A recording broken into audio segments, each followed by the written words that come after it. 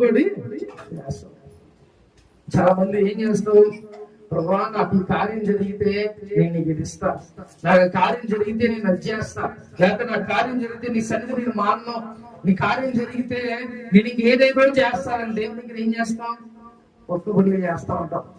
మనం ఏది దేవుడు మనం ఏది కూడా అడగడం, కానీ మనం ఏం చేస్తున్నాం సార్, ప్రభువా నాకు ఒకవేళ ఇది జరిగితే నేను ఈ కార్యం చేస్తా అని మనమే మొక్కుకుంటా ఉంటాం. దేవుడు అడగగానే నువ్వు ఒకవేళ అట్లా చేస్తే కంపల్సరిగా నువ్వు చెయ్యాల్సిందే.